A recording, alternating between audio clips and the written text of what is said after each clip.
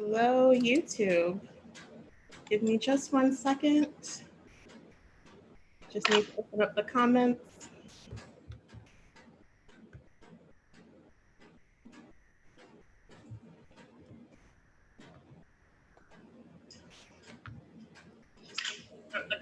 And then I need to mute. My computer's being super slow. There we go. And I'm just gonna post it on my social media.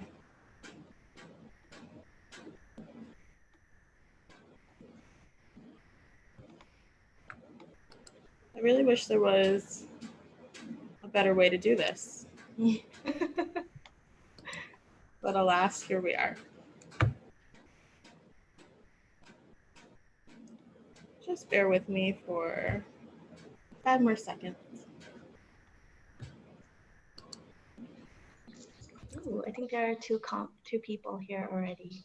Hi, Paula. Hi, R.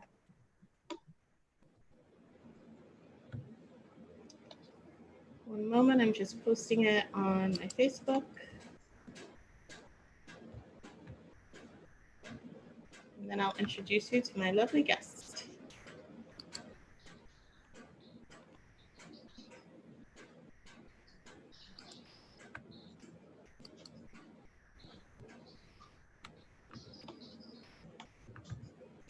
Can you guys hear us okay?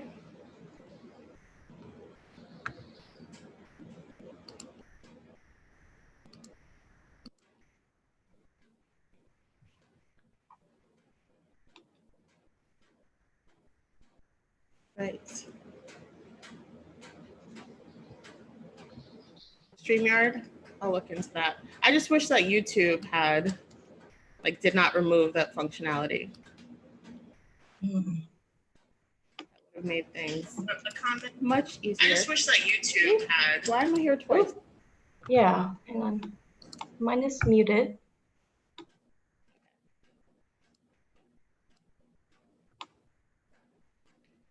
All right, everyone. Thank you for being here. I'm here with the lovely Dhiyanah. Hello. Yes, Dhiyanah is an energy worker, a wonderful artist, an intuitive, and many other things that I'll let her explain right now.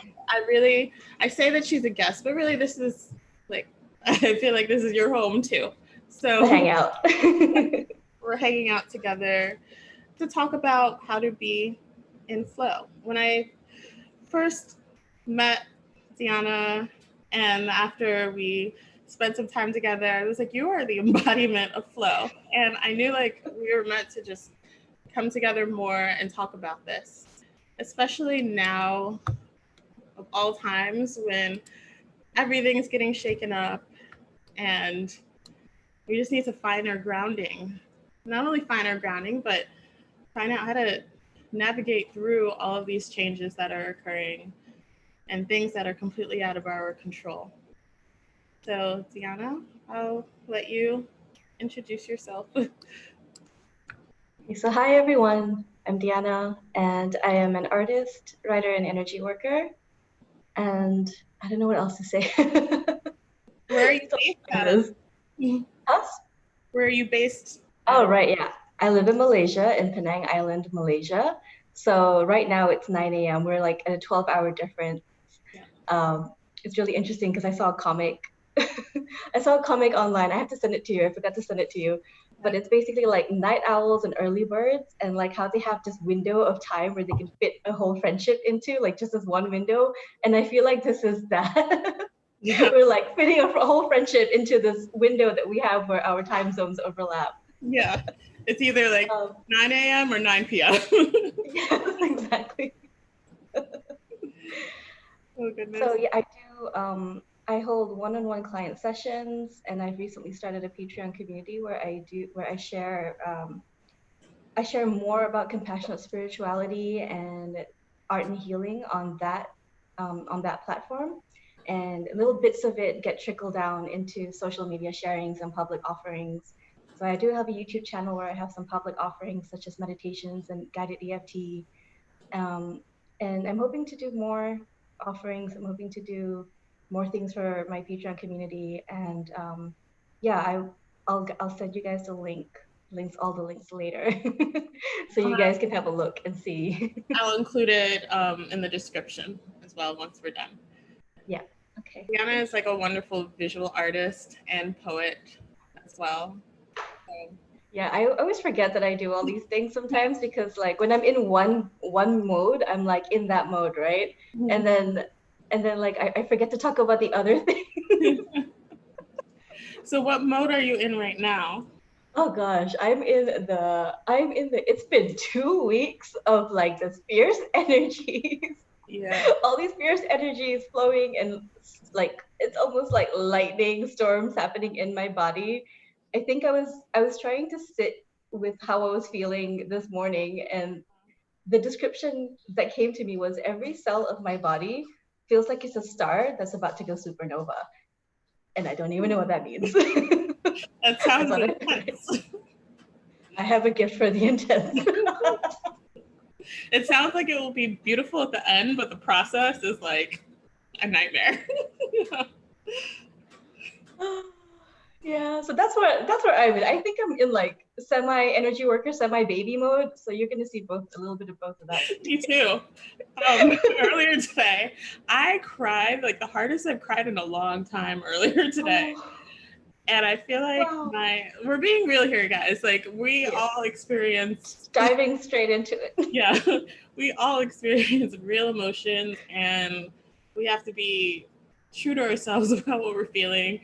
I cried hard. I was like, wow, where is this coming from? I feel like I thought my abandonment issues were mostly healed, but they just keep ripping off the Band-Aid, and it just goes deeper and deeper, more integration. I'm like, wow, I'm done with this. I would like this chapter to be closed now. Yeah. It's so similar with me, and just going back to the knowledge, the clarity that everything that I'm going through right now that feels conflicting or that feels like a wound, they're all related to an intimacy wound around family and community. And I'm just like, again, like you, I was like, I've been dealing with this for years. Y'all sure I'm not done with this yet? Can I get a little break? And it's like upgrades are like they feel like this, you know, they're not gonna be all like in the video game where you like get the big golden star and you're like power up. Yeah. Power ups feel like this, where you're like bedridden for like half of 2 weeks because your entire body just doesn't feel, it just feels like a sun or something, I don't know. Yeah. And it's trying to like still contain into the human form, and then you're just like, wow. Yeah, I was like, wow, Alanna, you're being a big crying baby right now. I mean, go for it, but you're being a baby.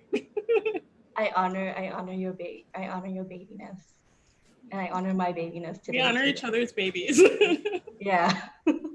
Babiness. How's everyone doing tonight? Hello, everyone. Wherever you are in the world. I know there's a bit of a delay, so we'll give them a few seconds to respond. But I haven't been live in a few weeks, so it's so good to see you guys. Hi, Paula. And what's Arma's name? Armahish. Ruben. Yeah. Ruben? Yeah, they're my housemate. Okay. And hi, Maple and Brandy and Pearl. I like to know everyone's name. So, yes. So where should we start this? Oh, Pearl's been doing the crying game also. We feel you. We are there with you. I am also a baby. Yes. Ruben's also a baby. Yeah. Our inner babies are just like, we need attention. Yeah, I was like, how am I facilitated a channeling today for Pamela Arlen, and it was around radical acceptance. And I was like, how am I going to facilitate this channeling when I can't keep it together?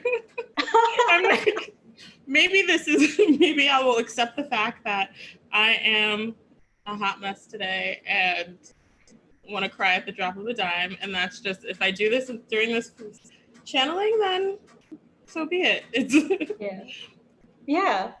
Everyone will need to accept it. And that will teach Exactly. us all radical acceptance. So then it's like, well, same thing might happen tonight in our conversation too. So yes. What about everyone else? Please do share. This is an intimate setting here on public YouTube.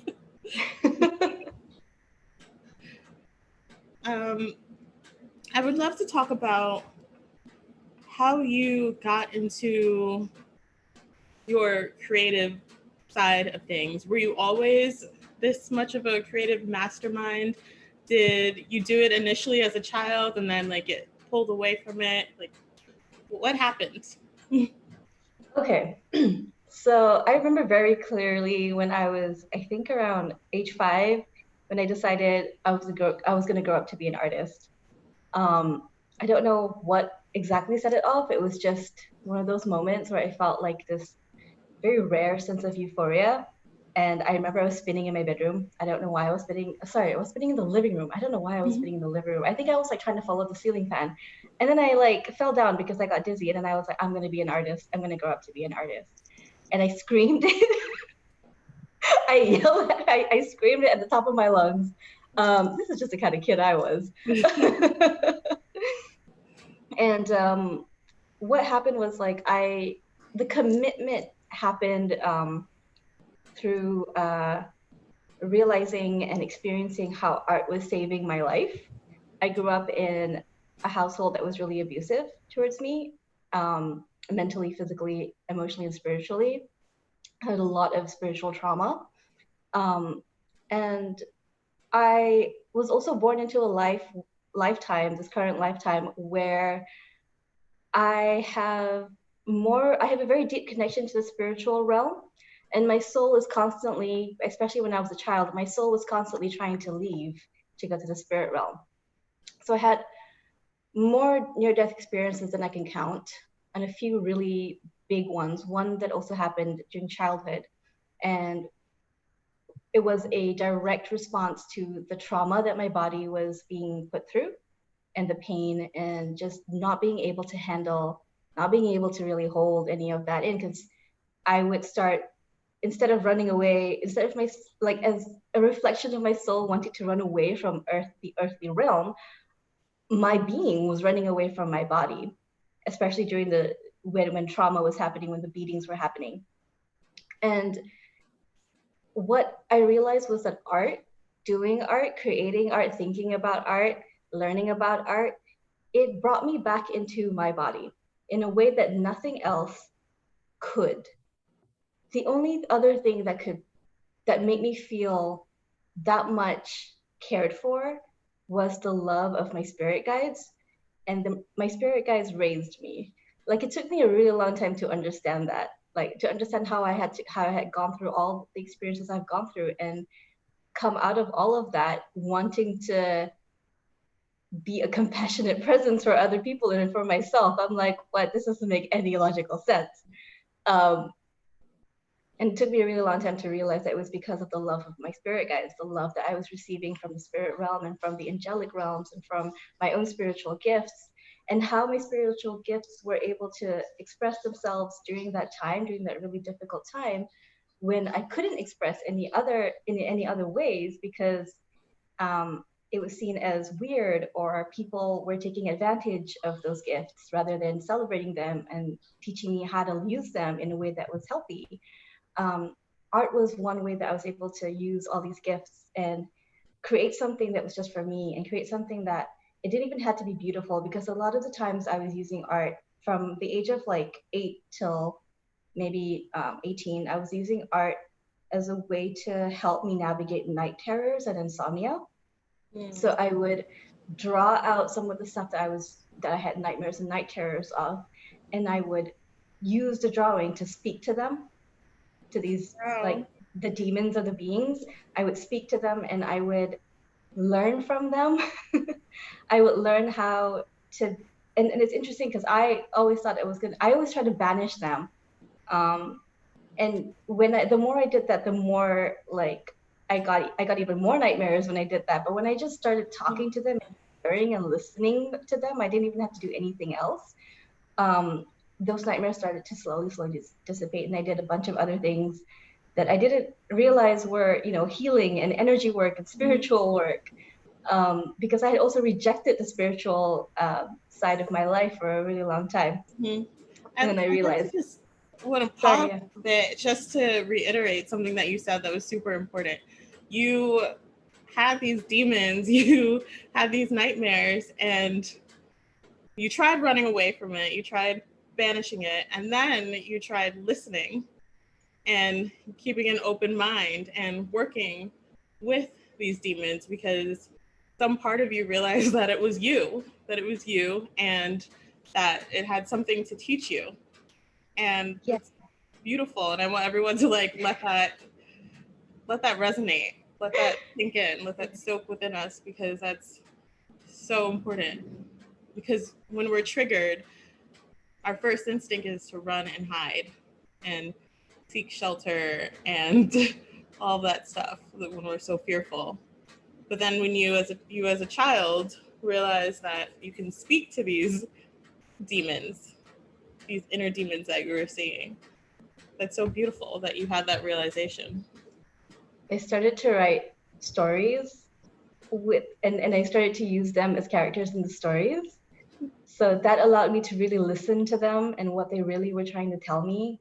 A lot of them were versions of myself that got hurt and that really wanted the love of a parent or the love of a family and couldn't have it in a way that was honest and safe.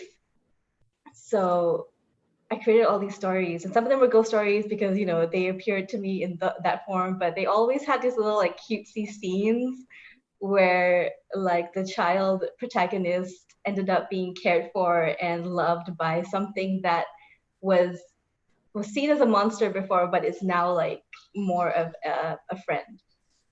And yeah, little did I know that was like my lessons in learning how to make friends with the mystery within me, with the mystery around me. And that is what I teach now.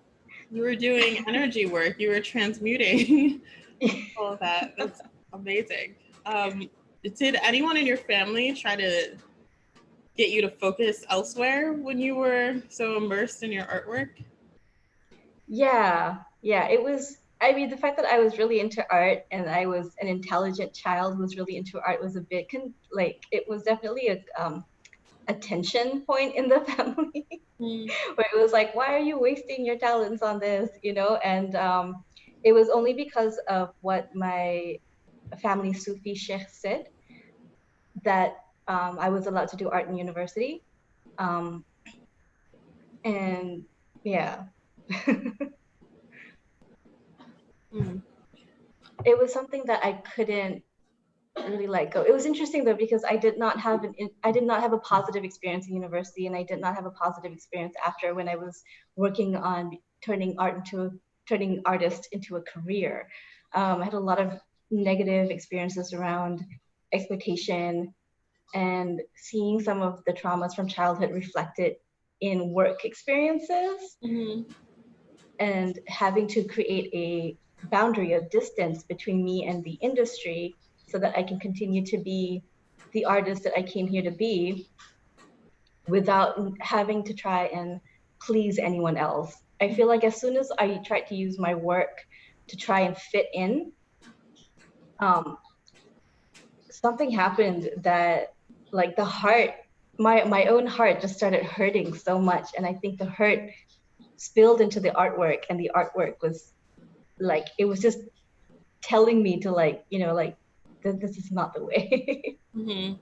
Like there's another way, and maybe it's beyond your imagination right now, but just trust it. And at one point I threw a tantrum and I was like, I am never going to be an artist again, ever again.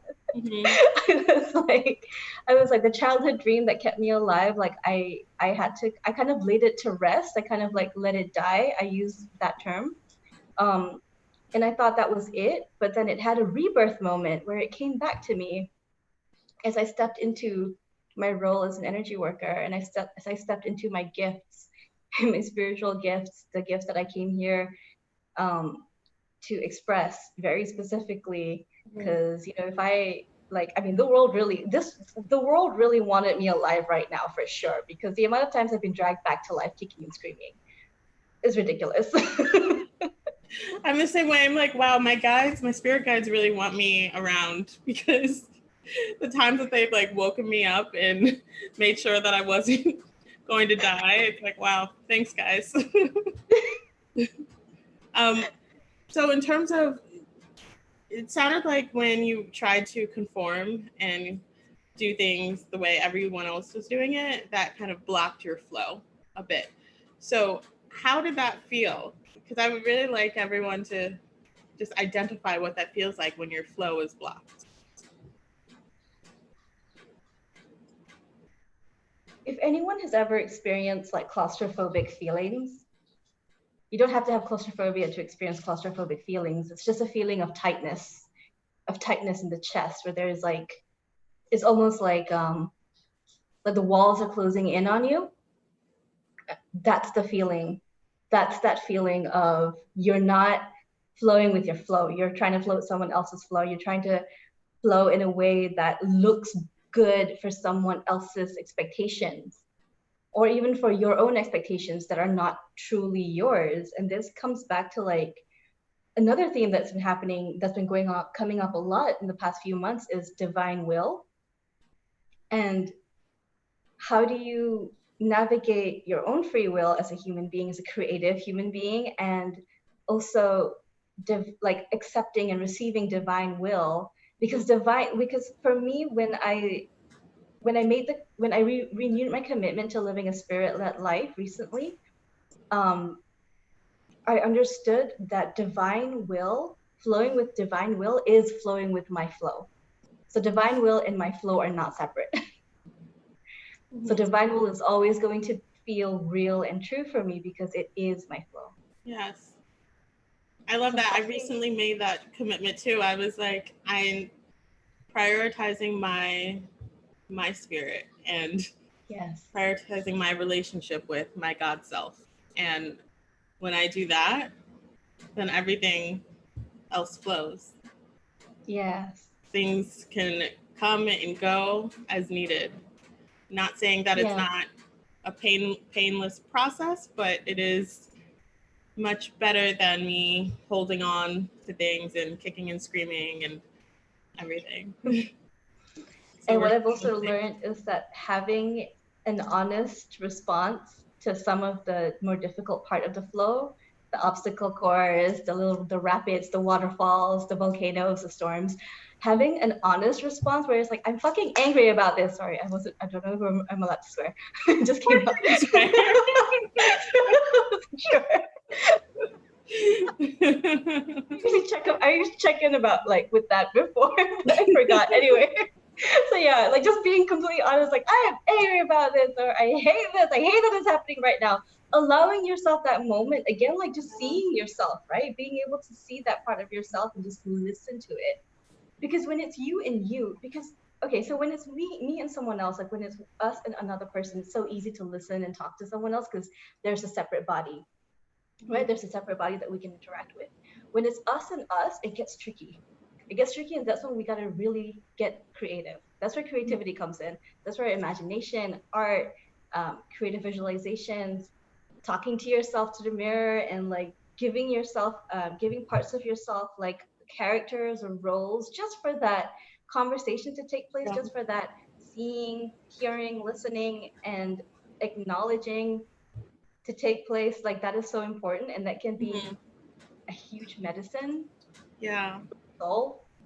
Something that I like to do is I like to listen to music that reflects my mood. Like if I'm not able to identify like how I'm feeling at the moment, I'll just find a song that really embodies that completely. Yes. And I'll like completely allow myself to I'll play the song like 10 times in a loop and just immerse myself in it. Yes. So what do you typically listen to when you're feeling like God, I have so many.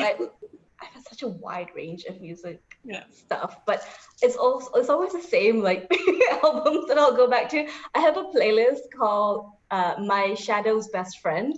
Ooh. And that's like all the songs based on the genres that I used to listen to when I was a teenager, which is my most difficult time the most difficult time in terms of emotional rupture.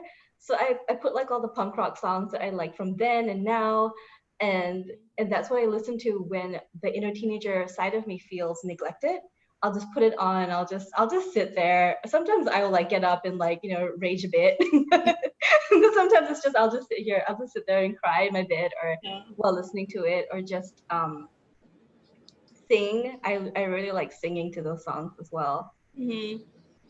Yeah, because there's a time when mantras are really great, and there's a time when you just need to listen to something that like reflects like the depths of your soul. And so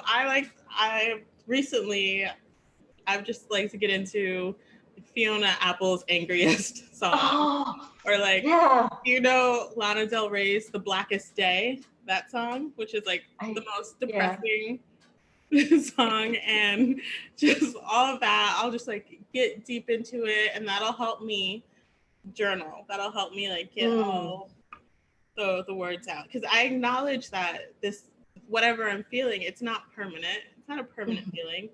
So I allow myself, I'm like, okay, Alanna, just feel it. Feel what you need to feel and go through it. It's not going to last forever.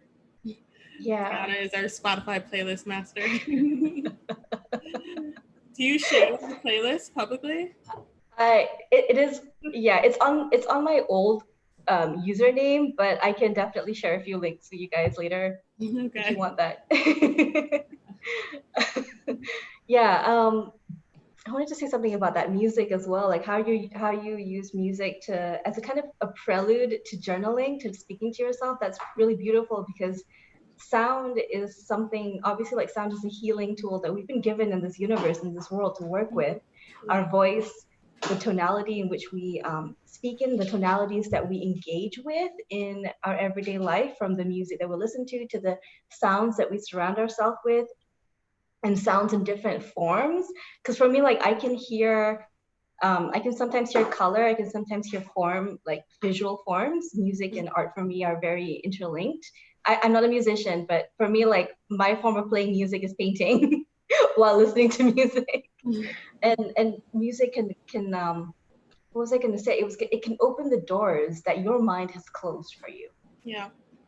And it's such a blessing that we have access to so many different types of frequencies in terms of music. Like right before our conversation, I was listening to Moana. I the Moana soundtrack. I love that soundtrack. It's so good. Amazing. I was just listening to that the other day. So empowering. I was listening to Bob Marley.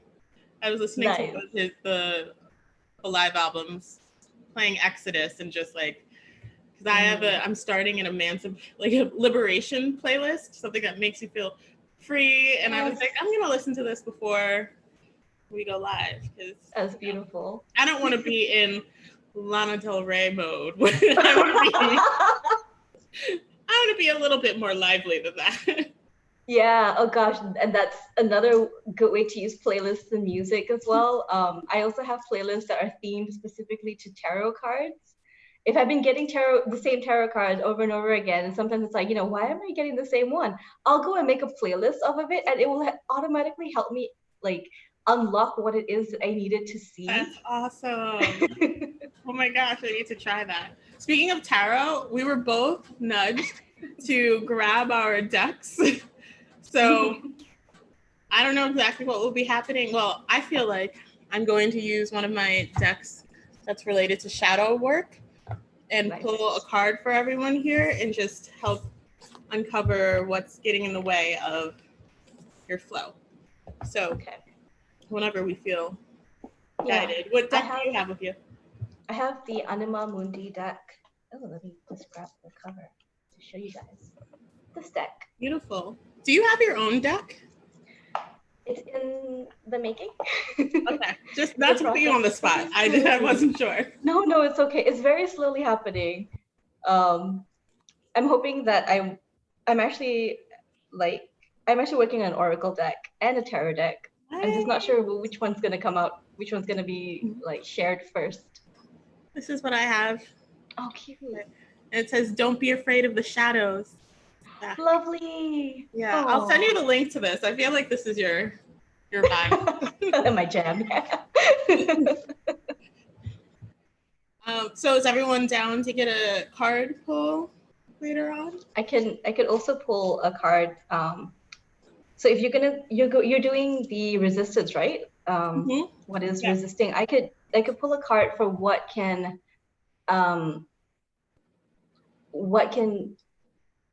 we can ground in to affirm ourselves as we move through the resistances, as we move into growth.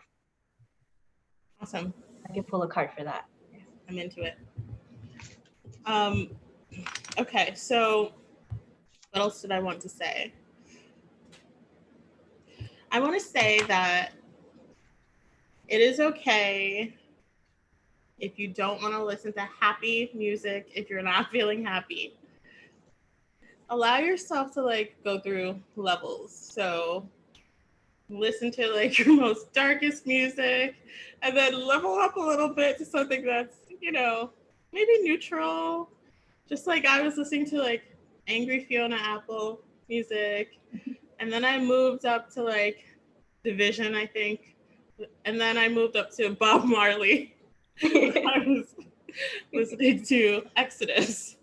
And so I think one of the major things that we just discussed is fully embracing our feelings, how we're feeling, our emotions, and being able to tap into it.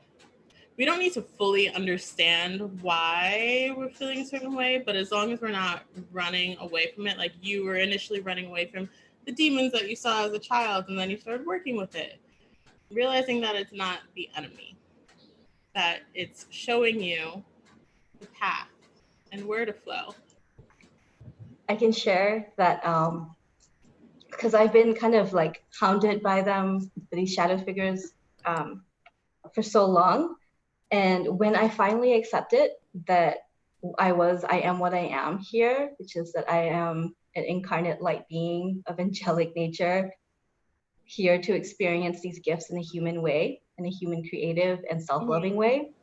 Once I accepted it, once I learned how to accept it, and I started reconnecting with spiritual practice through meditation, those shadowy figures, one by one, they would come up to me, they would show themselves to me visually, and they will strip their shadows off to reveal who they really were. And most of them were angels, and most of them were guides or ancestors from the land who I now work with to develop frameworks on healing and creativity.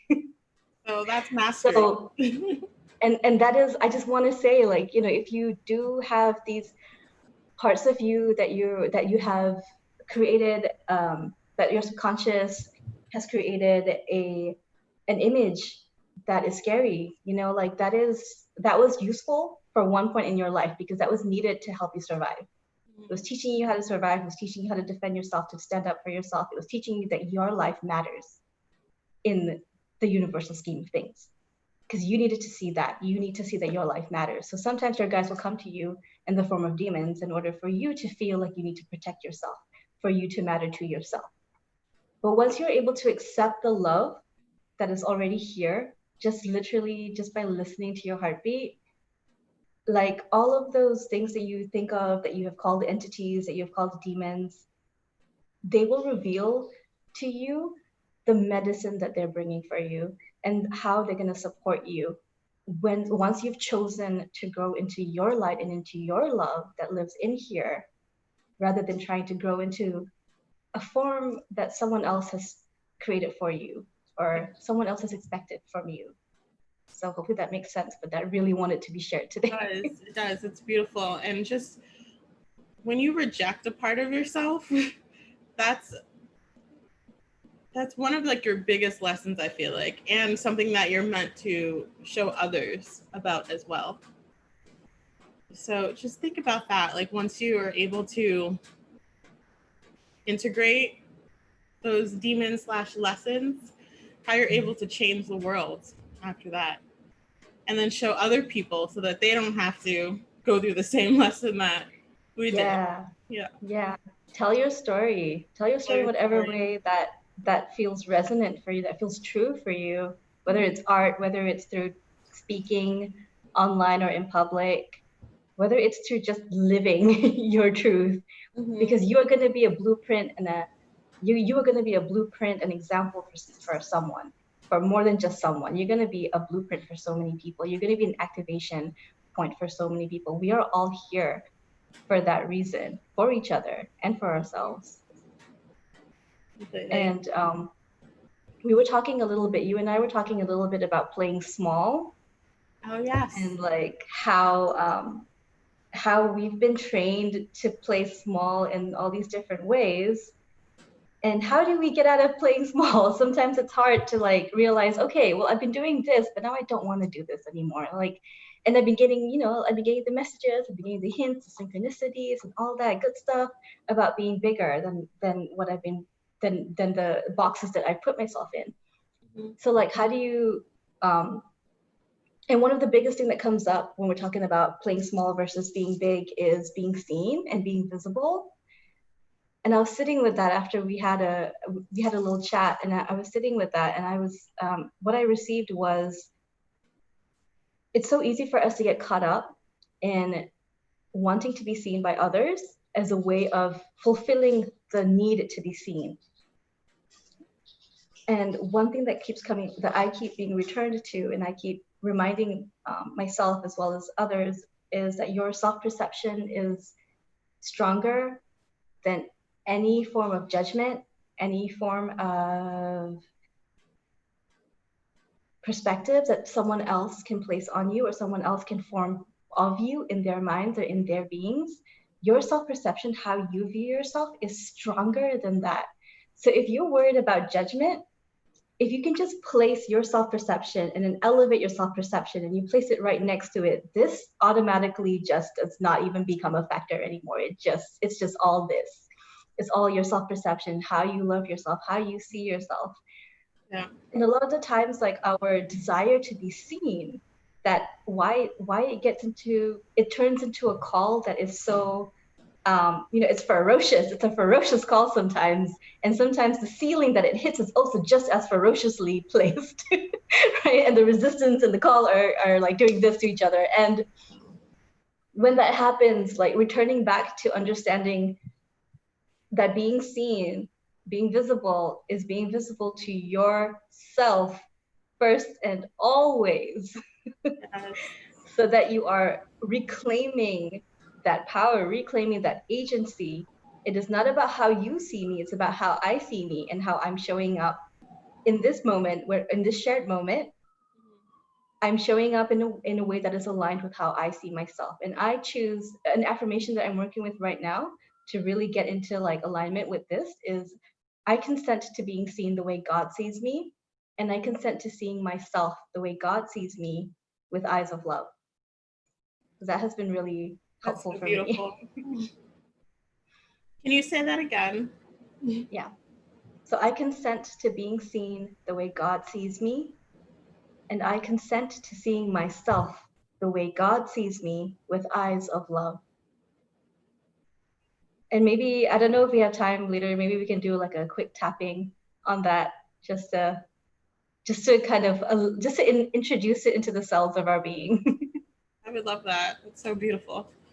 I was going to say, we were talking about the feelings that come up when we feel like we're out of flow.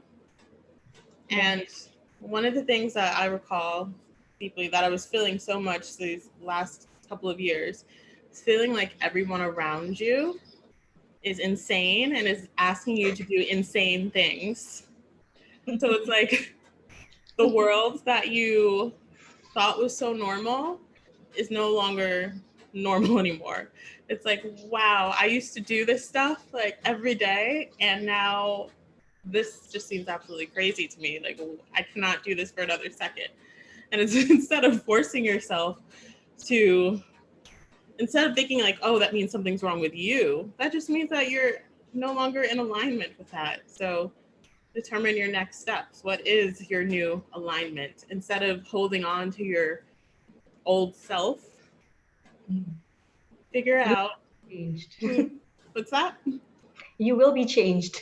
Yeah. You will be changed and your world will be changed. And that's something that you have to be okay with. Mm-hmm. You have to be okay with being uncomfortable for a bit.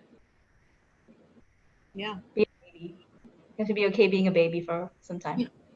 Going back into that baby mode every single time something new happens, you know, because it's like, you just gotta wail and scream sometimes, you guys. It's fine.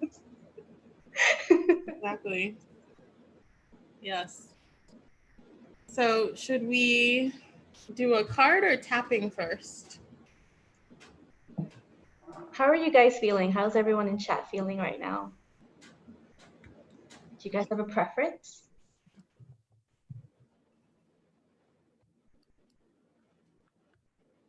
I love what everyone's shared Being so awfully far. quiet.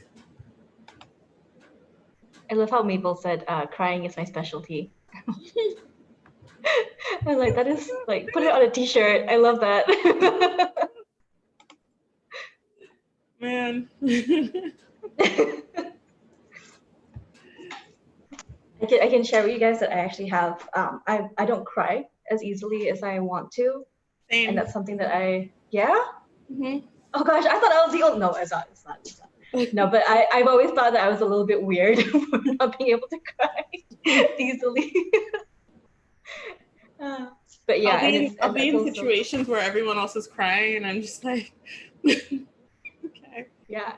And for me, like when someone says something nice to me, that's usually when the waterworks happen. Yeah. I've been, tapping into tears of joy has been so weird for me because it's like kind of an uncontrollable faucet. I'm like, what is happening to me? And then I'm afraid that I look insane because I'm just crying because I'm so grateful. Oh, laughing and crying is now laughing and crying at the same time is now my favorite thing to do.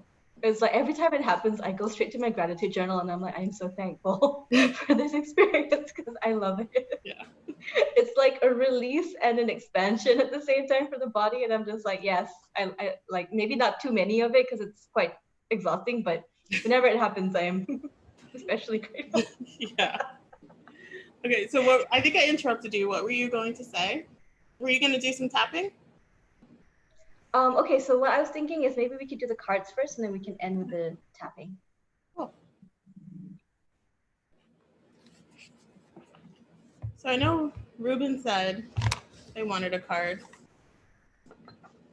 Is that still accurate? Who else wants a card?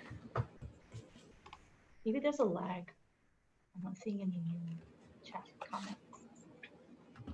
So once again, I'm using this Arcana Oracle. It is related to shadow work. So the intention that we can place is, what are we resisting? What words do you use? I like the words that you use better. What are we resisting? Okay. Is that what you said? Hi, Corey. We're going to pull a card for you. Is that what you said, though? And then I can start? Yeah, yeah, okay. So I was going to do the card. So I'm going to do the card that is going to help us ground as we move through resistance and into growth.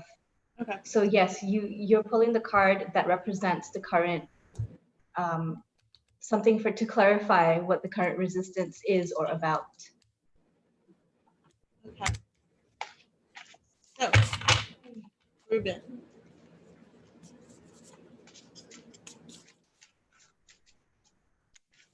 What does Ruben need to know?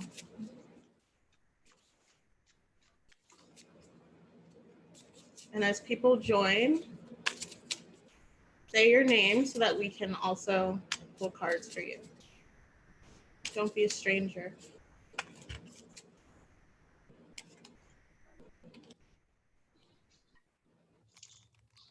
I like shuffling a lot, so it's gonna take me a while. That's fine. I've already got my card. I haven't turned it over yet.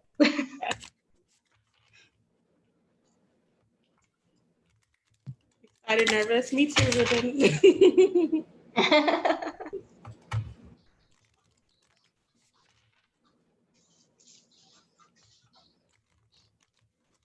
If anyone else would like a card pull, maybe just say yes in the chat so that we know.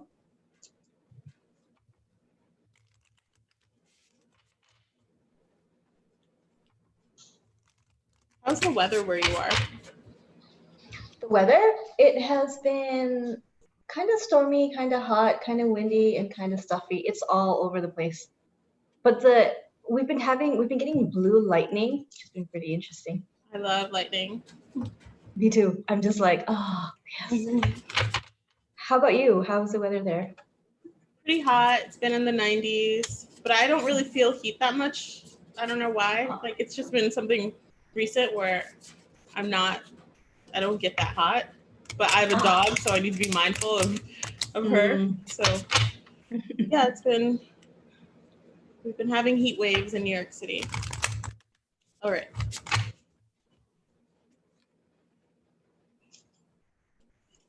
I got for Ruben.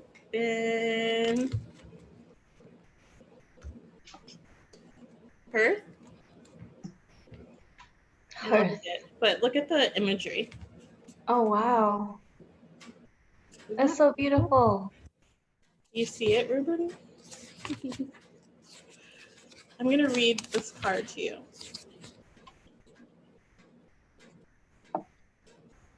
So this is in the Earth section.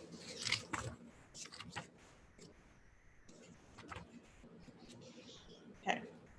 So the card says, you were born to be the head and not the tail. The shadow element is a struggle to take accountability for one's own choices, shortcomings, or mistakes. It's oftentimes very easy to point the finger at others for their role in the demise and destruction of a situation in life, but one must realize that when one finger is pointed out, 5 more are pointed back. This card suggests that there are elements present in your life that you need to stand firm and take accountability on, because the only way to resolve them effectively for you to move on to peace is to tackle them as if they are your problem only. Of course, there are times when it's a multi-party quarrel, but you can't control how others work through things, or even if they work on them at all. So it's up to you, the person doing the shadow work, to take it upon yourself to work through it yourself so that you are free from the confines of blame, feeling slighted, and allowing it to hinder your path. Enough said. Yeah.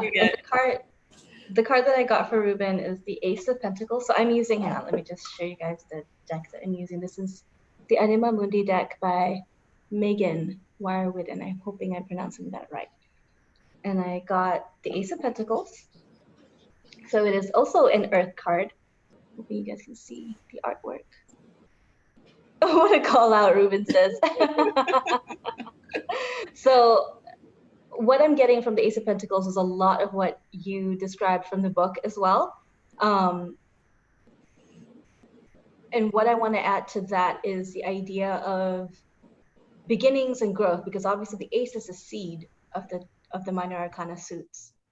So notice what seeds you're planting in the actions that you take, the language that you're using, and the gestures that you use in your daily life. Notice what kind of seeds are they planting? Are they, or what kind of seeds are you nurturing? Are they seeds of judgment, or are they seeds of nourishment? And are they nourishing to you, or are they more nourishing to someone else before they are nourishing to you? So remember that you need to feed yourself first in order for you to be a source of nourishment or nurturing for others. Like a tree feeds itself first before it is able to house any beings or any animals within it. It needs to photosynthesize, it needs to grow, it needs to reach its height, the height that it needs in order to receive sunlight and nourishment from the soil in order for it to provide protection for other beings. So be like the tree and find ways to get your sunlight, to get your nourishment from both the sunlight and shadows, the soil within you, so that you are able to grow strong and firm in your own intentions and allow that intention to provide the safety for others in ways that are organic. Like it will just be. You don't have to worry or think too much about it. It will just be. Be like the tree. So that was for Ruben. I think Monica said yes, would love a card, please. I was gonna do Corey next. Corey, yes, okay. Sorry. Yeah, let's do Corey. And anyone else who would like us to pull cards, this will really be helpful for the upcoming full moon. I see all saying take care of yourself. A good reminder. A crucial reminder, yes. Yeah. So what does Corey need to know?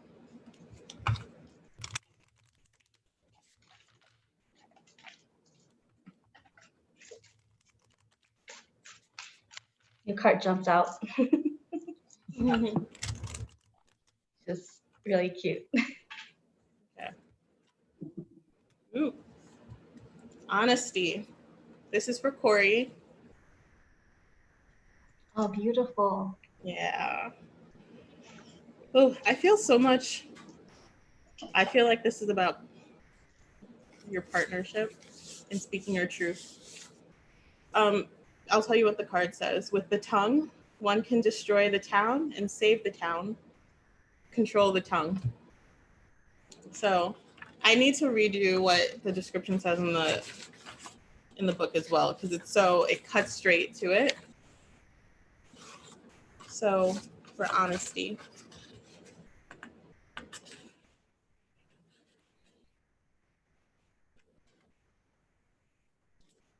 This is, of course, air.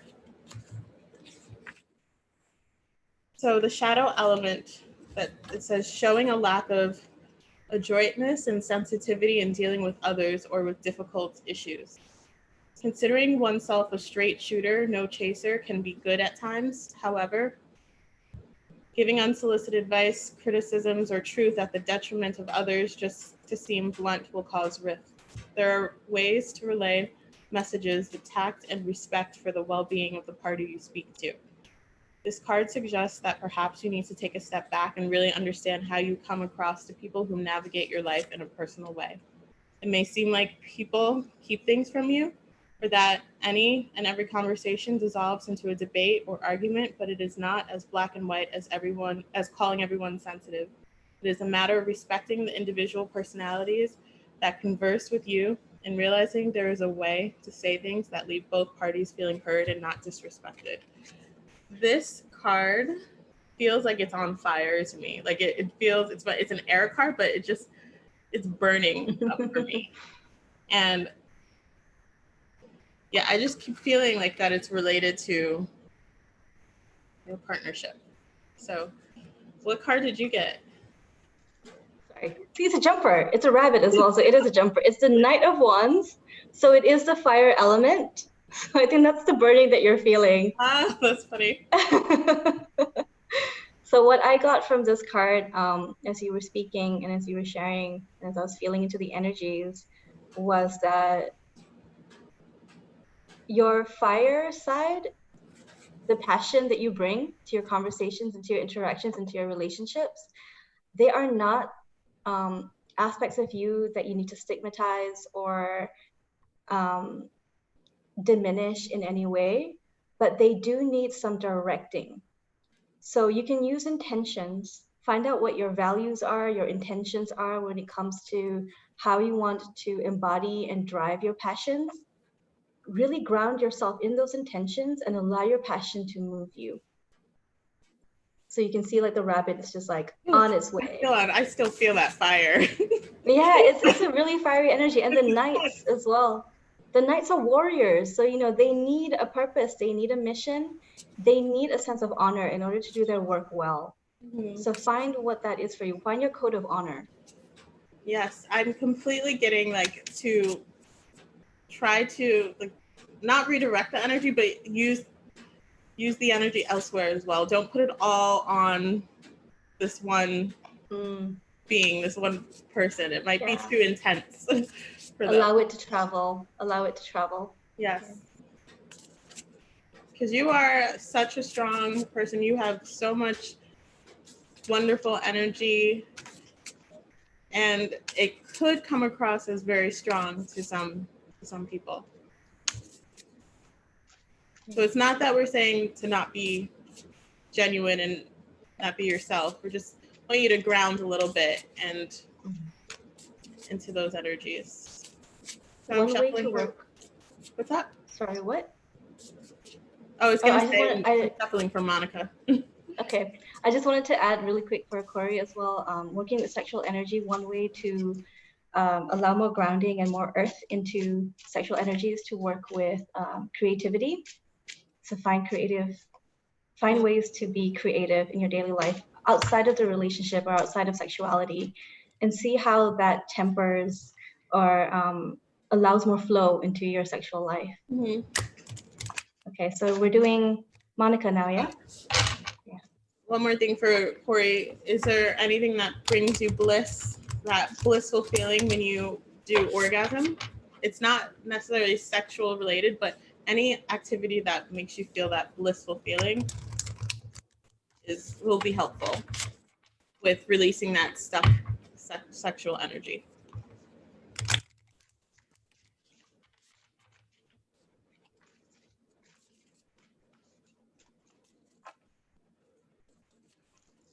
Okay, what does Monica need to know?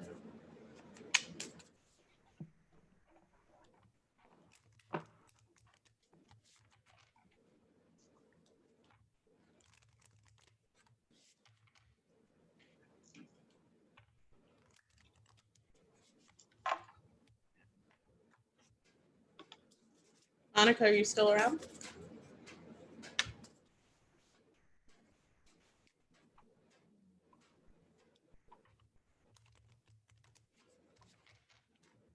We can go ahead and do the reading, and she's around, she can check it out, or if she isn't, she can check out the replay. Okay. Oh yeah, she's still around. Hi, Monica. Okay, so this is energy. This is a fire card. Funny enough, a rabbit. A rabbit. The themes today are all being woven. And let me read this to you because I love the messages in this card, in this deck. It says, "Do not lose your head because you will lose yourself." Shadow elements, showing immense passion but refusing to plan ahead or working on the foundation. Fundamentally, putting the cart before the horse. The first step in creating a painting is drawing and planning the outlines, the composition, and setting down a base layer. The energy card suggests you can, I'm kidding, you may not agree with that, you personally, Dhiyanah.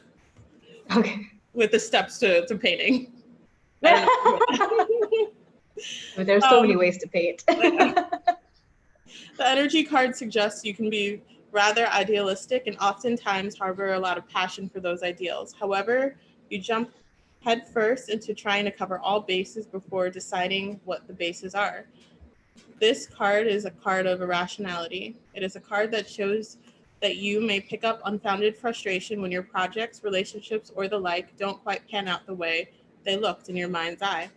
It is a message to ask you to take time out and plan, recognize the importance of laying the groundwork to have a stable foundation before you build your utopia on top of it, and to refrain from projecting your unwavering image of perfection on a work in progress. I'm also getting for you to speak up more, to use your voice. Corey, this deck I'm using is the Okana Oracle deck. It's around shadow work. And I'm using Anna Mama Lisa's tarot deck, created by an artist, Megan Werewiden. I'm hoping I'm pronouncing her last name right, I'm not sure. But you can find these online. So the card that I got for Monica on what to ground in order to help you move through resistances and into growth is the Ten of Cups. And it's a really beautiful illustration of just these like school of fishes swimming in being bathed underwater, but also under sunlight with the 10 cups floating around. And 10 of Cups, like for me, represents the softness of community, the trust of community, the trust of, and not just community like of other people, but also of the versions of you, all parts of yourself. And for me, for you, like this feels very internal. I also received that if you haven't been doing any kind of dream recording or dream work, that it could be really beneficial to start now or during the upcoming full moon. And that's just so that you can listen to the different parts of you, listen to what they have to say to you. You know, there's a mystic teaching that teaches us that everyone we meet in our dreams is us. So it would be really interesting to see what kind of conversations, what kind of characters turn up in your dreams and see what they have to teach you about where you are right now and about how to honor yourself in the present moment so that you're able to, as you step forward into your beautiful future, you're going to step forward into a beautiful future of being fully present in the moment, which is going to be super beneficial to your external communities as well as for you. So Jamie S is next. So we're pulling cards based on what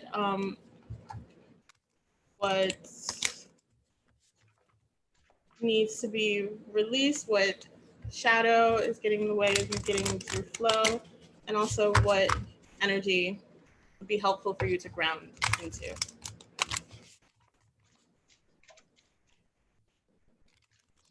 Jamie S. What does Jamie S need to know?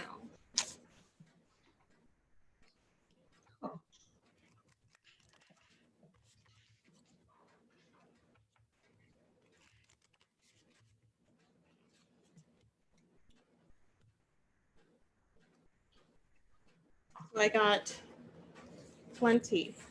Oh, I love that illustration. So cute. Yeah. So I'm going to read, it says a trifle grows where nothing else will sprout. The shadow elements related to this card, even though you may have accomplished, I'll start over. Even though you may have accomplished much in your life, your yearning for more wealth, not specific to money, fuels your fire to your own detriment. I won't read the entire passage, but what I'm feeling is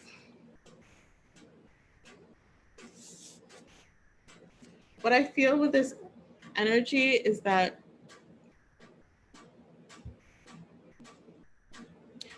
there's something that you're not allowing yourself to fulfill.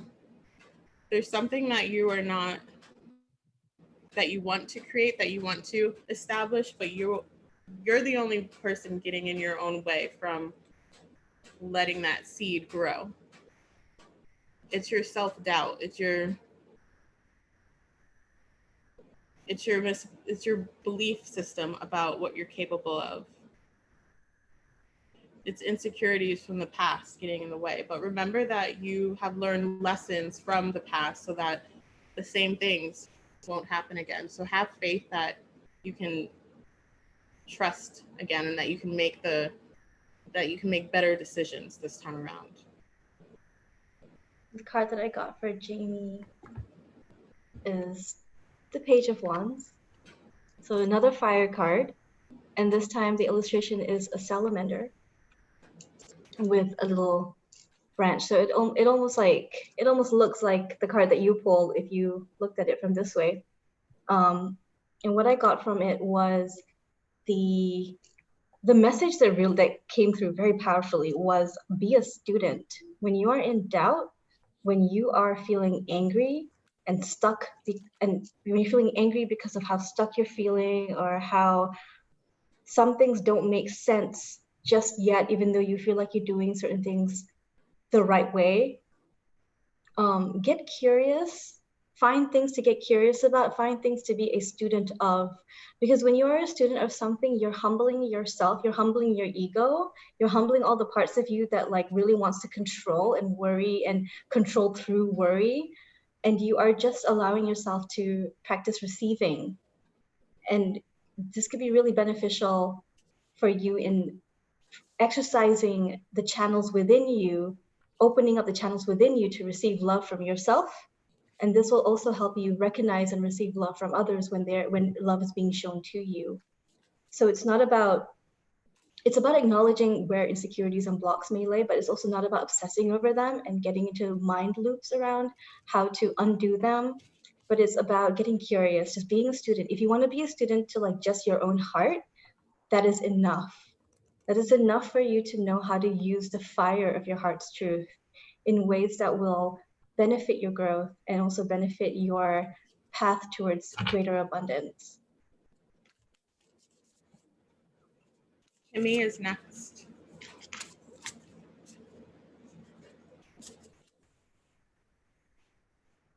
Sorry, who's the name again? Kimmy D. Oh, okay, Kimmy.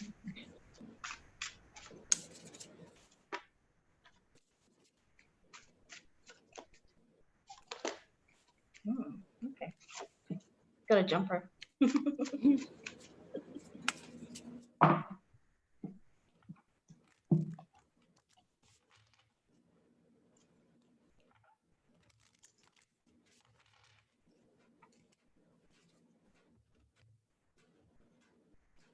got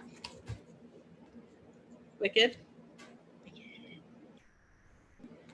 For Kimmy D. One who sows the seeds of hatred will see their children harvest the fruits.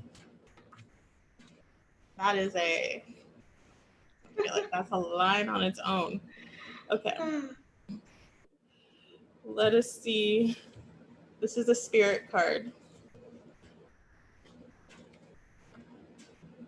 So the shadow element is having absolutely no balance between the dark and the light and not striving to. It feels like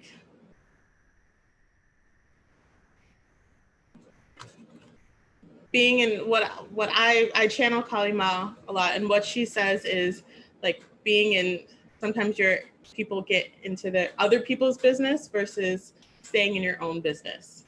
So when I say it feels like you're involved in other people's business, I mean that you're involved in things that are not necessarily your lessons, and which means that you're not paying attention to what actually needs attention in your life, whether it is like the news, the media, everything that's exploding in our faces and social media nowadays, and not taking a look at your heart, how your heart is, not managing your heart, not connecting with yourself, and instead allowing all of these other things to attach onto you instead of like redirecting back to yourself, back to your heart on a frequent basis.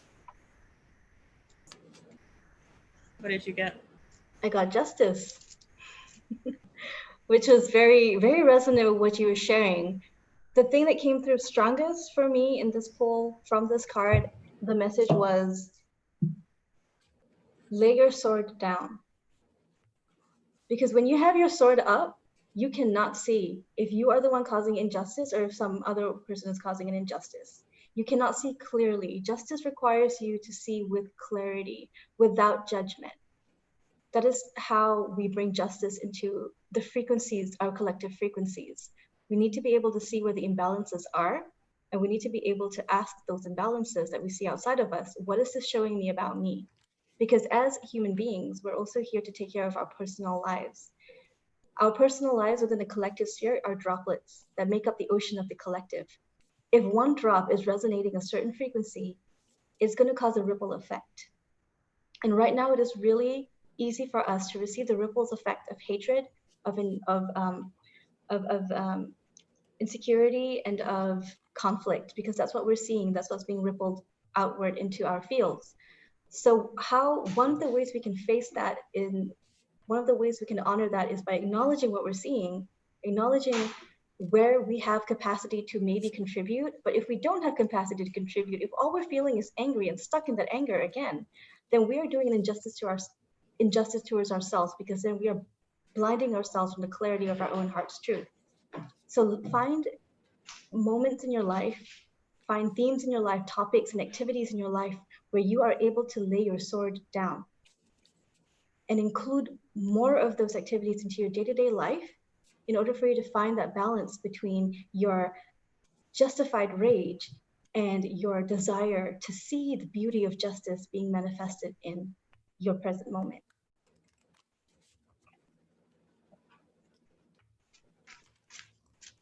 So Marie is next. Marie.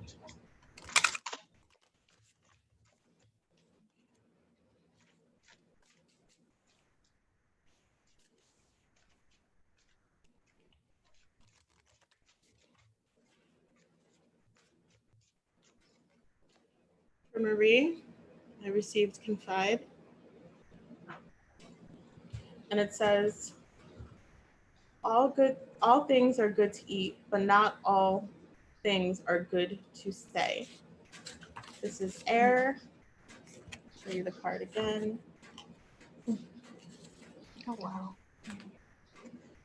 It's so simple, but so powerful. I know.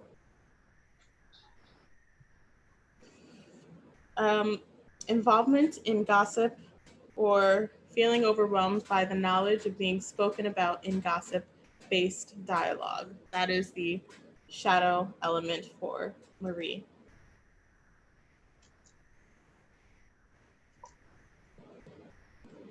And immediately what I'm feeling is people are going to say hurtful things in life. That does not mean that it's true.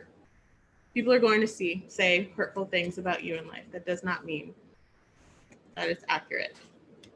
So don't base your value on those naysayers. What about you? I got the 9 of Cups. So it's very similar to the 10 of Cups illustrations, except this is, the angle is different, and you're looking at a coral that is thriving with life. And there's just one fish off in the distance that's just like it's completely silhouetted, so it looks like a shadow. And then you have the 9 cups floating in the water. And again, this is the water element, so it's a very internal, very emotional element of the tarot arcana. And how it relates, the message that I was getting was, what are you filling your cup? What are you filling your cup with? Do you know what you're filling your cup with? Have you gotten to know the water that you're filling your own cup with, that you're overflowing? Because remember, we give from our overflow. So if we're going to overflow, if we're going to fill ourselves with feelings of hunger and lack, that is what we're actually overflowing for other people when we help them.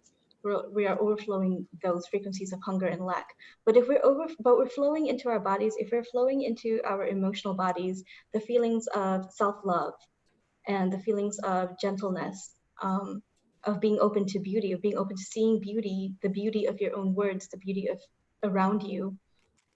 If you're open to that, if you're open to filling your cup with that, that is what you're going to overflow for others. And hopefully that will also be what you see reflected back to you. So this card is urging you, it's a very strong urge to connect to what is beautiful and true in your life, and use beautiful words when you're speaking about yourself and you're speaking to yourself. Use positive polarizing words. And you can use them even if they don't feel real yet. You got to practice. It's like a muscle. You got to practice it. And hopefully that will shift the frequencies in which you are seen by your communities. Pearl is next. I'm sorry, Kimmy, to hear that. Yeah, I saw that as well. And I was like, okay, yes, lay your sword down. There's a call for gentleness now. There's a collective call for more softness now. Sometimes it's like beyond our imagination to even like understand it. All we have to do is say yes and trust.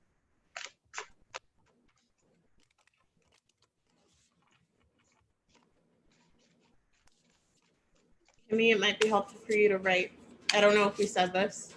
I don't remember what we said for your reading, but it would be helpful for you to write it down.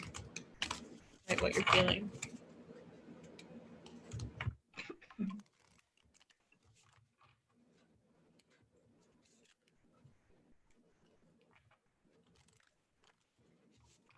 Okay, Pearl. Nurture. Get this beautiful card. I love the illustration. Hummingbird. I just saw a couple of hummingbirds on my balcony just a couple of days, like I think it was yesterday. It's so cool. This is water and Pearl's shadow element. So first it says the waters run deep.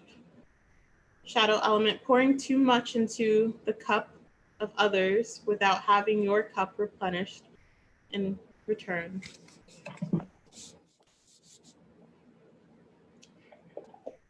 I'm getting that's that's enough said. There's no clarification needed on my end. That is very, very straightforward. It's interesting because I got the Nine of Swords for you, Pearl. So the Nine of Swords is all about, for me in this reading, what I'm getting is how are you, there's something that wants you to see how are you amplifying the burdens in your life? How are you carrying the burdens in your life, and how are you allowing them to be weaponized against you by your own self, by your own thoughts?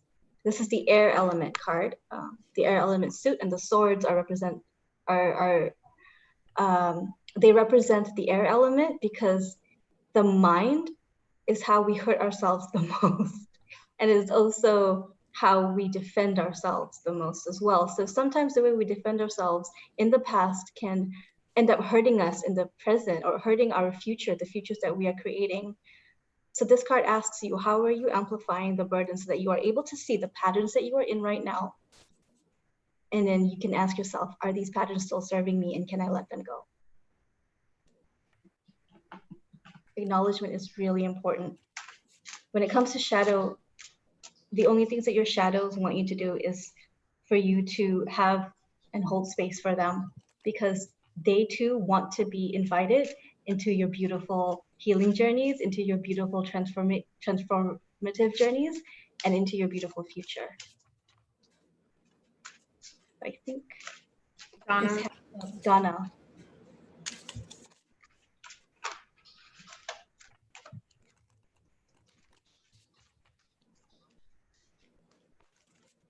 Another jumper.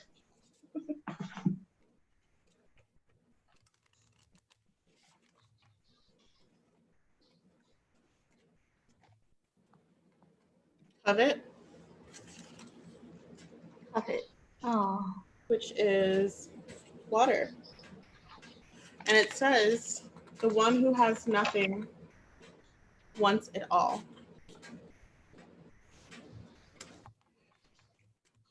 I'll read you the shadow element and I'll tell you what I'm feeling as well. Having a stubborn desire to have someone or something that you are keenly aware isn't feeding your spirit, or outright refusing to acknowledge what is fueling your inability to detach from manifesting your desires.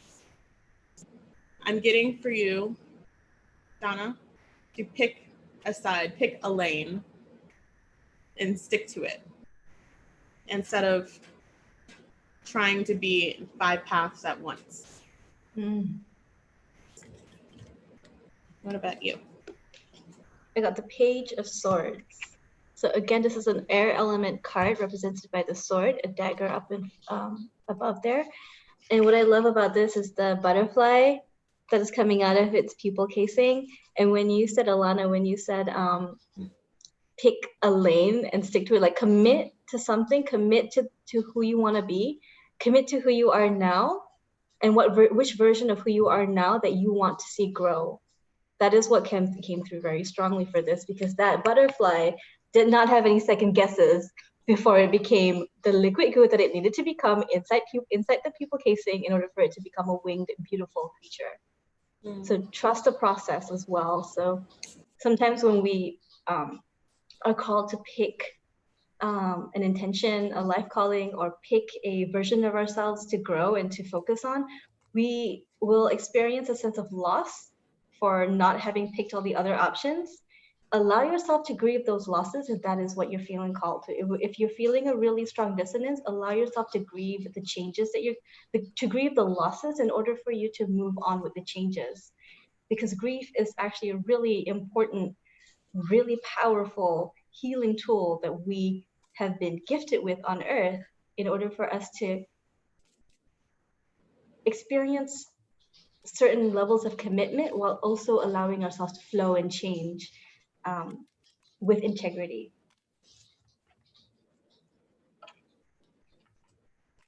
Holly is the last one. Okay.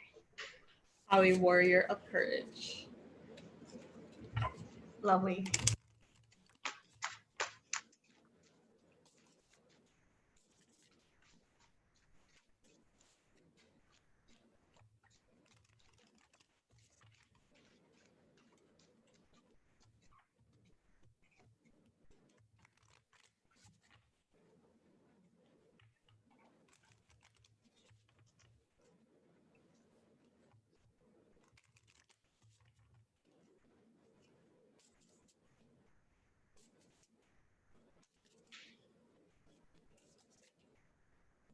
Holly, I'm getting for you to ground, be outside more.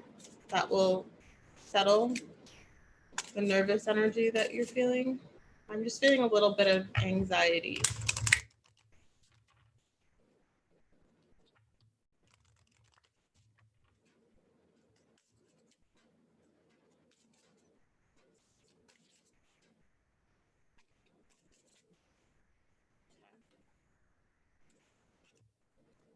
This is beautiful.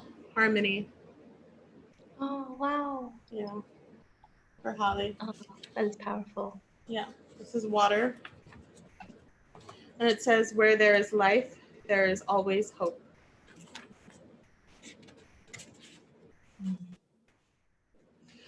And what I'm immediately, and I'll send this to you, Holly, because I posted this quote before, but it was about purpose, and that if you're on earth right now, if God gave you a life, that means you have a purpose.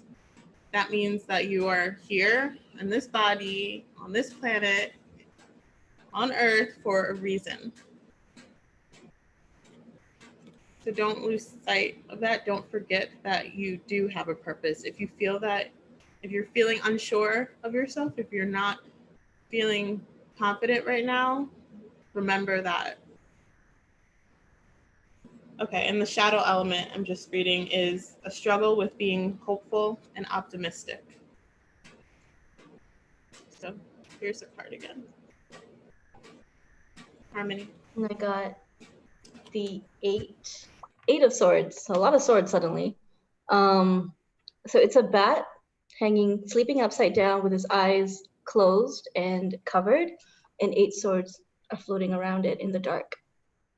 So 8 of swords is about personal boundaries and how you are either nourishing or not nourishing those boundaries. And because this is a sword suit, we also want to be really careful about the words we use with ourselves, the words we use with our stories, and how we talk about ourselves, how we talk to ourselves, and how we talk about each other as well. Are we honoring our boundaries in our language? Are we honoring our intentions in our language? And sometimes we do need to wake up in the dark to see those swords in order to ask them what medicine they are bringing for us.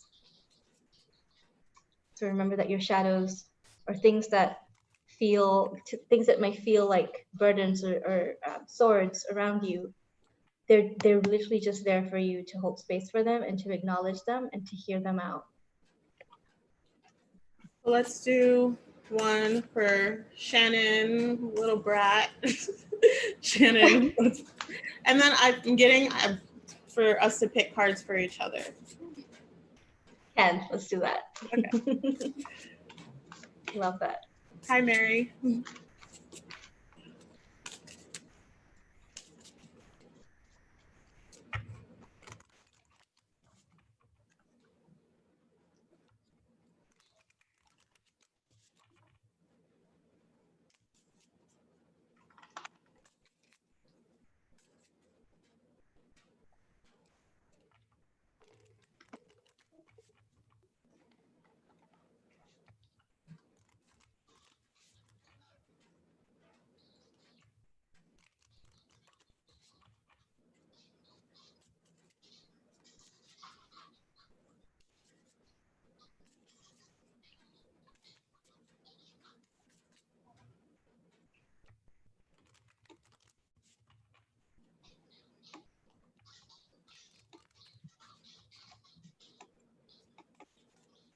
Shuffling really good for you, Shannon.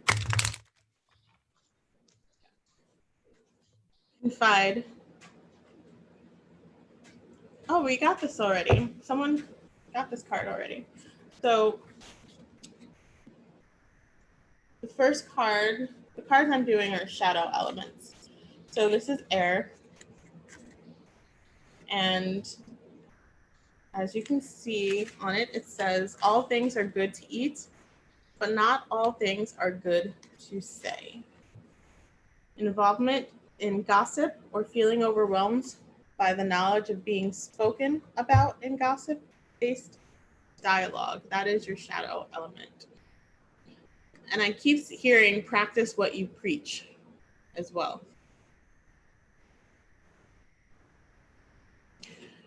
It's a feeling of like, instead of preaching to others, preach to yourself.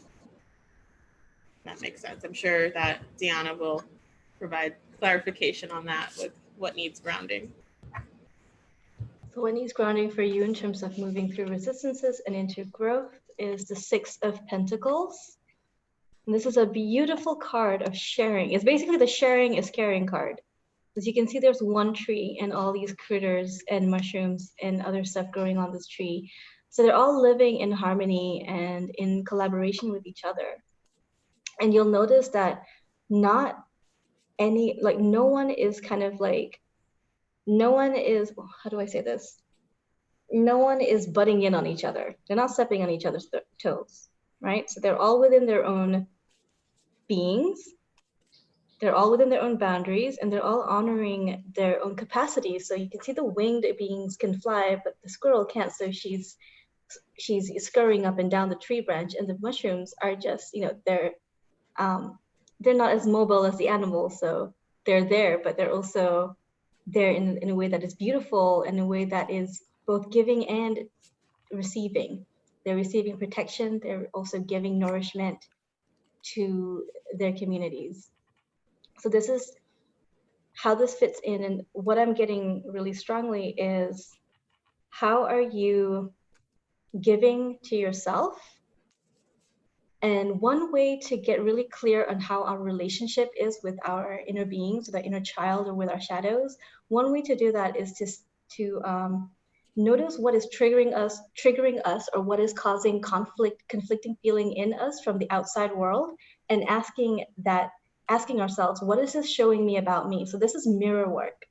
What is this showing me about me? So if, let's say, the card Alanna pulled mentioned gossip. So if you're gossiping about people, or if you are worried that you're being gossiped about, ask yourself, what is this showing me about me? And it might show you that you're not using enough caring words with yourself, or you're not sharing your resources with your own self. Maybe you're giving too much, or maybe you're receiving too much without sharing your abundance. So there's a lot going on with this card and with the messages coming through this card, but I feel like you will know what you need to do when you ask yourself, what are these situations showing me about me?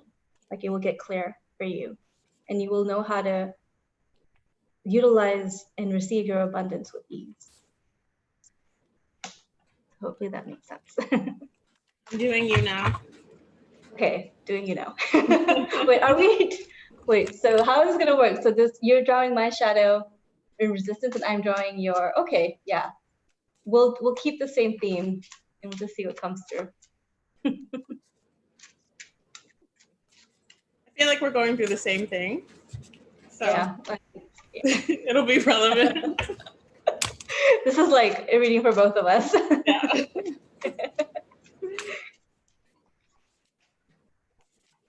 Okay, I am ready.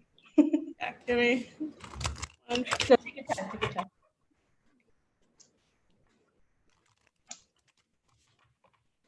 I feel like this was so healing, though. This is really fun. Yeah. Yeah. Like, we should do more of these if you're feeling called to. And I hope it's been great for you guys as well. Thank you guys so much for being here. I saw Dulcie up there, but I think she's left by now. Dulcie was there.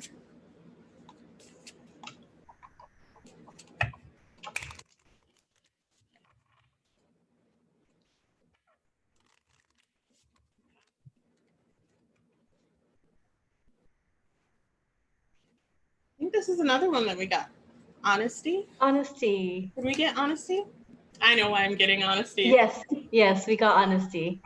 I know. I mean, I'm remembering it as yes. I could be wrong when I rewatch this, but yeah, I remember we got honesty. I know why. I'm assuming that whatever we pull for each other is for both of us. Because I feel like we're pretty in sync about stuff, but this is for you. Yeah. I mean, it was interesting because one of the things that came up for me this morning when I was preparing and meditating was, what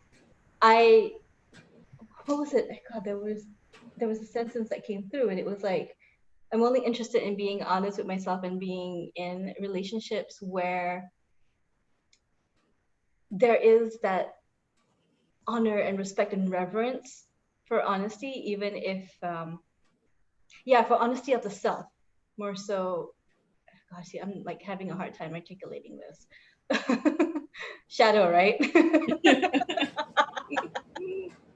Where it's like, okay, so be honest about your life story. That's what it was. It was being honest about your life story and allowing a beautiful relationship to come through between you and your life story and the changing and how your life story is changing, and allowing that to overflow into invitations for relationships in which our honest and true life stories can be held in reverence together.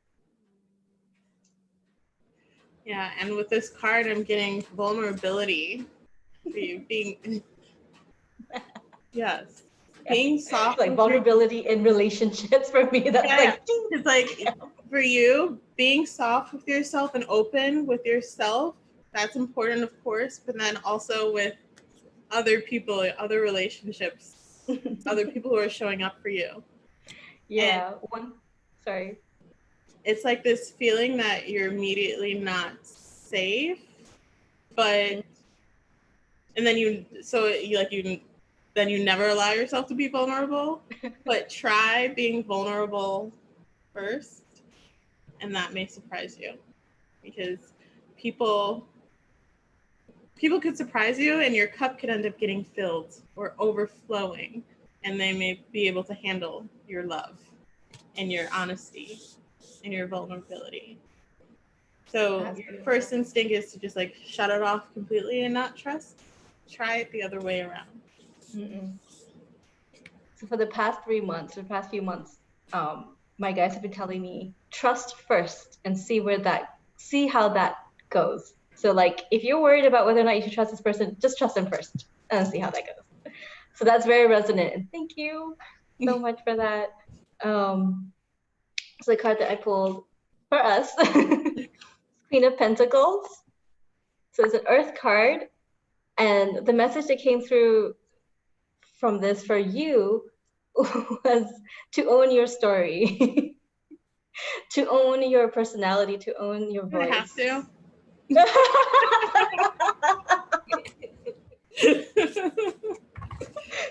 Only you can decide if you have to. Own your voice. So it's like, I think this card is coming through really strongly. The energy that's coming through really strongly is like the invitation to share more of yourself. And this also relates to the honesty card, right? Where it's like, share, like, what is your life story and how are you, who can you share it with, and how are you able to weave it into your work? Because when we share our stories with each other, we're creating community, we're creating connection, and we're creating this beautiful space where everyone can share with each other. And you can see like there's the rabbit, the jumper, and the gazelle, or a deer.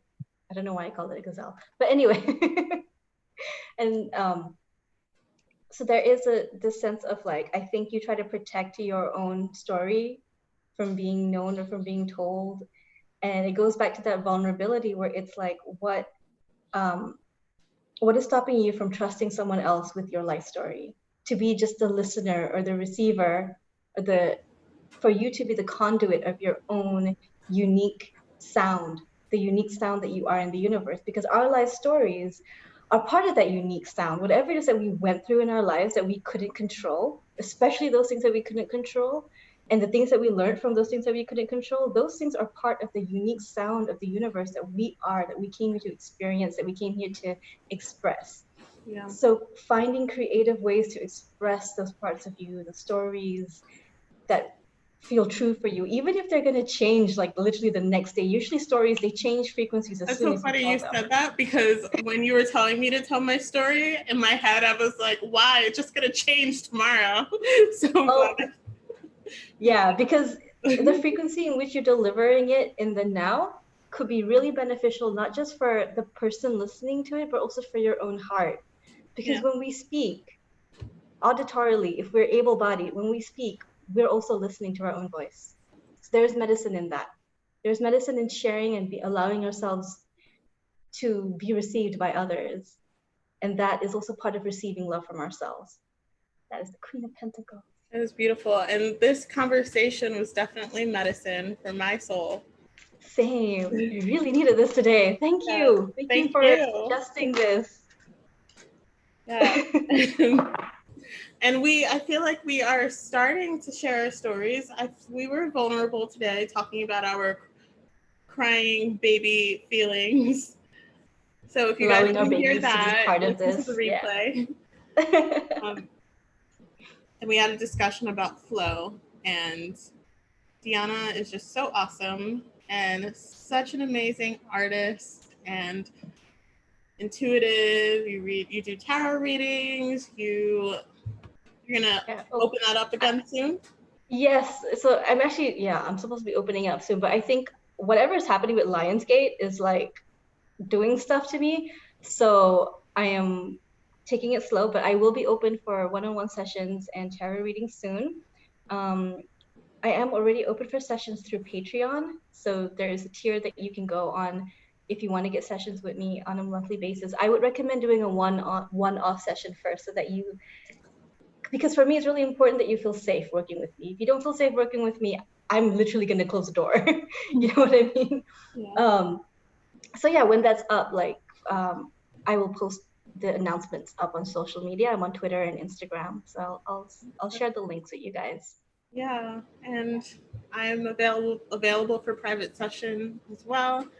I'm starting Patreon in August. I'm making a formal announcement about that on Wednesday. I'll be live and you'll hear all about that. I'm going to be doing some more card pulls and readings for all of you. I feel like there's, time is flying by. There's so much happening. And just remember to hold space for yourself. Remember to, with everything that's happening in this world, spend time with yourself, allow yourself to feel, and also have fun. So, do you think we have time for the tapping? I just remembered. Oh yes, let's do that. Okay. So this is one way that you can spend time with yourself. If spending time with yourself is new for you, or if spending time with your shadows is new for you, we're just going to be tapping on the collarbone point, and then we're going to be tapping on the heart center point. So hopefully you can see. So just right below the collarbone. And then I'm just going to remember the affirmations. Okay, remember them now. So while we are saying the affirmations, I would like, when you guys are practicing this, if you feel called to practice this in your private time, you can bring up parts of yourself that feel uncomfortable and use the tapping movement and the creation of safe space in this time, creation of safe vessel in this time and space through the tapping motion and through the affirmations to see the parts of yourself that need to be seen and to invite them into the present moment to be part of your growth and part of your journey. So we're going to tap and we're going to repeat out loud the affirmations. I consent to being seen the way God sees me. I consent to being seen the way God sees me. I consent to seeing myself the way God sees me. I consent to being... Wait, can you repeat that? I consent to seeing myself the way God sees me. I consent.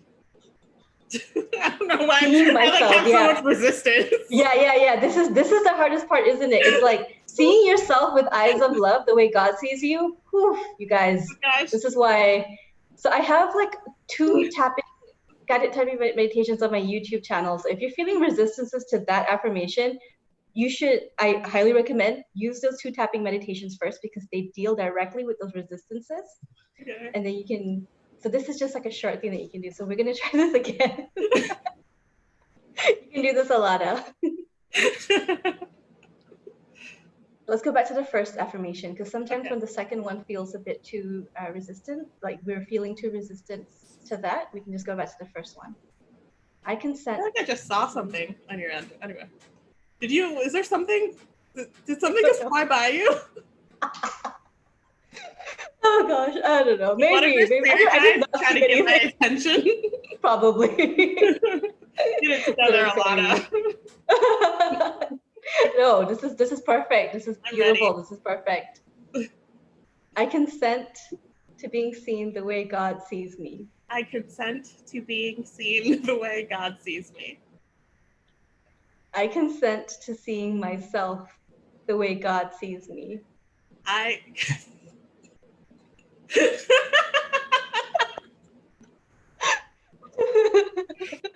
Laughter is a good way to release. So Releases tension.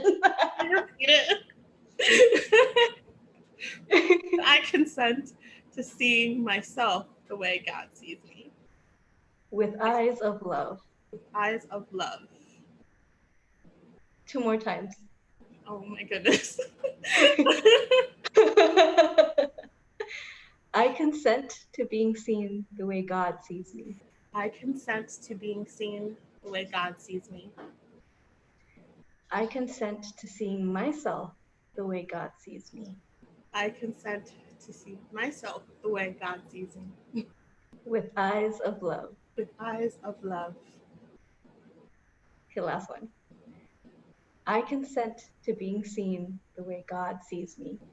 I consent to being seen the way God sees me. I consent to seeing myself the way God sees me. I consent to see myself the way God sees me.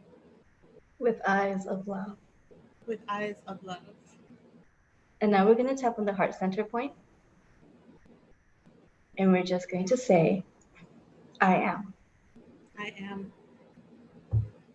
I am. I am. I am. I am. And that's it. Just slowly stop and then take a deep breath in and out.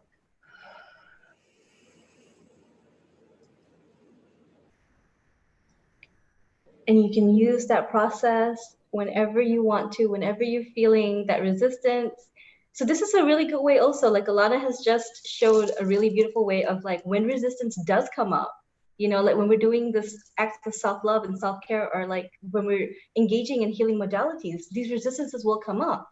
And those resistances are there so that, again, like you're holding space. So Alanna just showed us, just demonstrated a resistance popping up, a shadow popping up, and her like acknowledging it and laughing with it and laughing with us with it, allowing us to laugh with it, allowing us to move with it, and allowing herself to finally like to say the words, because sometimes that is all you need to do, and sometimes that is the biggest accomplishment that you can give to yourself. And if this is like the biggest accomplishment that you do in your 1 day or 1 week in your self-care practice, like celebrate it. Make some time to celebrate it, whether it's by gratitude journaling or having a little party with yourself or with your friends. Even like, you know, you can totally include your community with you. Like call your friends up and say, hey, I just like did this. I just admitted to myself something that I wasn't able to admit before. Like, is it okay if we just hang out on Zoom for a while just to celebrate?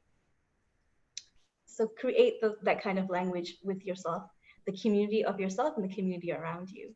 And that for me, like my challenge is creating, as I was sharing that, I was feeling resistance towards like calling up someone to celebrate with me. I'm like, that was when my resistance came up. And I was like, that's actually a good idea. But I'm like, will I do It's it? a good idea. Like, You can call me anytime if you want to celebrate. Oh my God, thank you. Yes, I will take you up on that offer. Yeah. Thank you. Thank you so much for Thank spending you. time with us. Oh, It was can I so also fun. just like hype up your mentorship program? I was one of Alanna's students for her Akashic Records mentorship program, and it was Oh, it's so beautiful. It's so beautiful. I don't know. Like, I'm still like figuring out how to say what I received from that, but it was a really healing experience. It was a very empowering experience for me. And I now have this other, I now know about my Akashic reading abilities better, so that if I need that kind of support for myself, if I need to receive that kind of support for myself, I now know how to do that. And I think that is such a beautiful gift. I think Alana's mentorship program is such a beautiful gift that she has gifted us in this world. So if anyone is feeling called to do that, to experience the Akashic records through a loving and nurturing and honest teacher, I highly recommend Alanna. Thank you so much. And I love doing it too. It's Yeah, a lot of fun. the joy comes through. Yeah. It's a learning experience for us both. Like it's great. Thank you for saying that. Okay, everyone. Well, I hope you have a beautiful day or night, wherever it is that you are. And I'm going to be posting where you can find Dhiyanah. Remember that she has a Patreon, so please support her. And yeah, you're amazing. And You are amazing. Everyone here is so beautiful. Thank you guys for being so trusting with us and so open. We love you guys so much. we love you. Thank you. Take care. Thank you. Bye.